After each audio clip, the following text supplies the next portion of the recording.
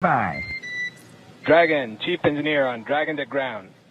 Bob Doug, on behalf of the entire launch team, thanks for flying with Falcon 9 today. We hope you enjoyed the ride and wish you a great mission.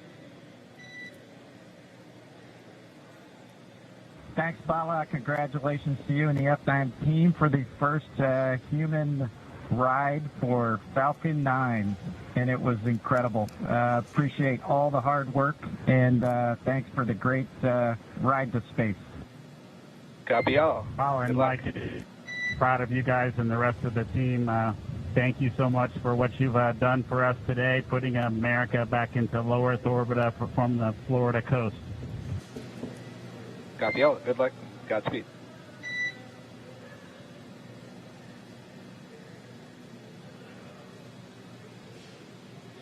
All right, so Bob and Doug are in Dragon space. SpaceX, we confirm nominal ECLS activation and service section Draco checkouts.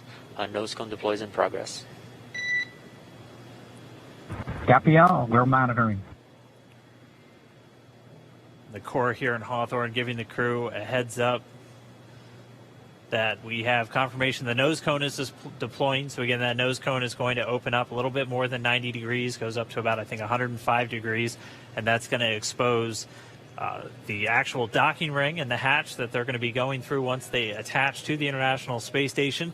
And also 4 of those Draco thrusters, we call them the forward bulkhead thrusters, they're going to be used for these major phase burns or firings of those thrusters to actually raise their orbit gradually over the coming hours. Also heard good activation of the ECLS, that's the Environmental Control and Life Support System. That's everything controlling their atmosphere, just keeping Dragon a nice, safe, habitable environment where they're going to be living for the next 19 hours until they arrive at the space station. Right, exactly. And Falcon 9's job may be done for today, but the mission is not over. Crew Dragon's job is not done. As you can see, Bob and Doug are still inside Crew Dragon, making their way. It will be a 19-hour trip to the International Space Station before they dock tomorrow morning. And such cool views. I love that we can get these live views here and see and watch what they're doing now that they are in orbit. Yeah, it's incredible to just be looking over their shoulder, to be along for the ride. And we're going to be with them, and we're going to be with all of you the entire way for their journey to the space station. We're going to be covering live throughout. Bob and Doug will obviously have a sleep period where they'll get about 8 hours of sleep a little bit later today before they wake up for all of their final approach.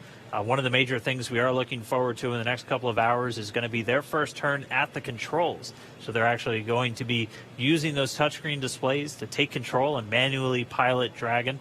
We'll walk you through what that's going to look like, and assuming we have some good ground station coverage, we'll be able to get views from right inside Dragon, looking over their shoulder as they manipulate the controls at the display. But I mean, we had a smooth ride uphill, both stages of the Falcon 9 doing their job, placing Bob and Doug in orbit.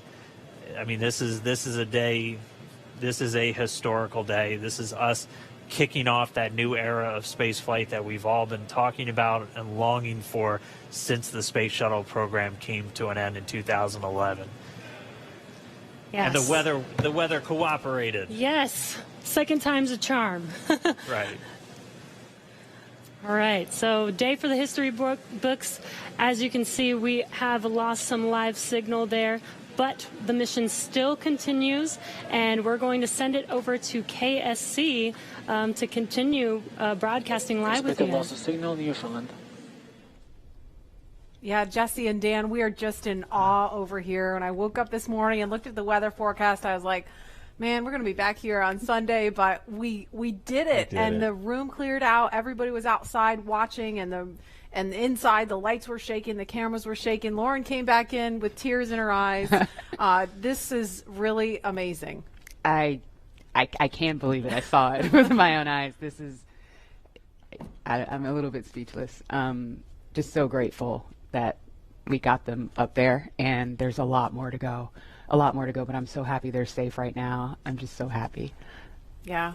Leland, you were talking about it. It's amazing what we can do when we work together. Yes, American astronauts on an American rocket from American soil, showing you what Americans can do when we come together as a team and blast Doug and Bob off to the cosmos. This is what it's all about, and their families and everyone is working together to take them up to space safely. So I don't know what to say. That rocket fuel is still in my veins, and I want to go get on the rocket. Well, it's too late now. Maybe the next one. I know. But we want to go over to Daryl at OSB2. He's there with the administrator, who hopefully has more words than we do, because we're still kind of speechless. Daryl. Pretty incredible here, Marie, at the Operations Support Building, where a chorus of applause has been happening from the beginning of launch and throughout the various stages. Some very special guests were here to watch it. That includes President Donald Trump, Vice President Mike Pence, and NASA Administrator Jim Bridenstine, who joins me now. And you were with the President and the Vice President. America's back, launching human astronauts again. Tell me how you feel about that, and tell me about the President watching launch and what happened there. So this has been a long time coming.